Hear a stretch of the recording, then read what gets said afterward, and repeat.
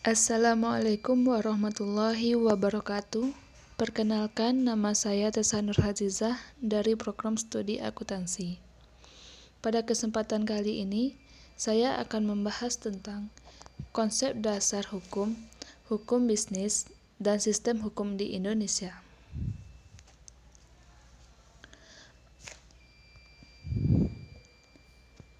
Apa itu hukum? Hukum adalah sejumlah peraturan atau kumpulan peraturan atau kaidah yang mempunyai isi yang bersifat umum dan normatif.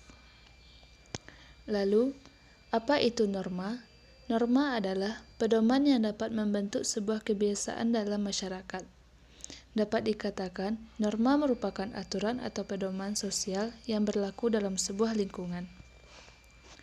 Macam-macam norma. 1. Norma agama. Norma agama adalah aturan-aturan yang dijalankan oleh masyarakat yang sumbernya berasal dari Tuhan Yang Maha Esa. Norma agama sifatnya mutlak dan tidak dapat diubah. 2. Norma kesopanan. Norma kesopanan adalah peraturan yang menekankan pada perbuatan seseorang untuk menjaga sopan santun. 3. Norma kesusilaan. Norma kesusilaan adalah peraturan yang dijalankan masyarakat yang sumbernya dari hati nurani atau akhlak manusia yang sifatnya umum. Yang keempat, norma hukum. Norma hukum adalah aturan-aturan yang dibuat oleh pemerintah atau lembaga negara yang dikemas dalam bentuk undang-undang. Apa sih hubungan hukum dan masyarakat?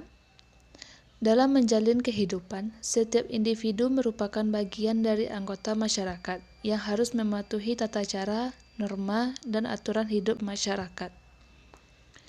Semua persoalan dan kepentingan yang ada di masyarakat harus diselesaikan melalui jalur hukum. Yang kedua, sistematika hukum. Sistematika hukum terdiri dari 1. Hukum publik. Hukum publik adalah hukum yang mengatur hubungan antara negara dan perseorangan atau mengatur kepentingan umum. Yang termasuk hukum publik adalah hukum tata negara, hukum pajak, hukum pidana, dan hukum administrasi negara. 2. Hukum privat. Hukum privat adalah hukum yang mengatur hubungan antara perseorangan atau mengatur kepentingan perseorangan.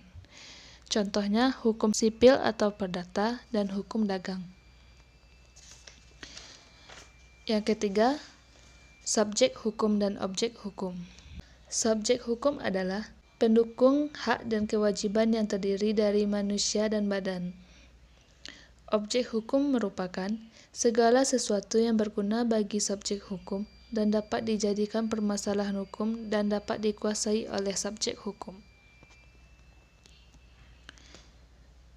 Yang keempat, sumber hukum. Sumber hukum adalah sesuatu yang dapat menimbulkan aturan hukum dan mempunyai kekuatan mengikat. Sumber hukum ada dua. 1. Sumber hukum material. Sumber hukum material adalah tempat di mana materi atau isi hukum diambil. 2. Sumber hukum formil. Sumber hukum formil adalah tempat di mana mengambil hukum dengan melihat cara terjadinya atau bentuknya. Sumber hukum formil dalam tata hukum Indonesia terdiri dari peraturan perundang-undangan, kebiasaan, jurisprudensi, traktat, dan doktrin. Yang kelima, sistem hukum Indonesia. 1. Materi hukum atau tatanan hukum. Materi hukum meliputi perencanaan hukum, pembentukan hukum, penelitian hukum, dan pengembangan hukum. Untuk membentuk materi hukum, harus diperhatikan politik hukum yang telah ditetapkan, yang dapat berbeda dari waktu ke waktu karena adanya kepentingan dan kebutuhan. 2. Aparatur hukum.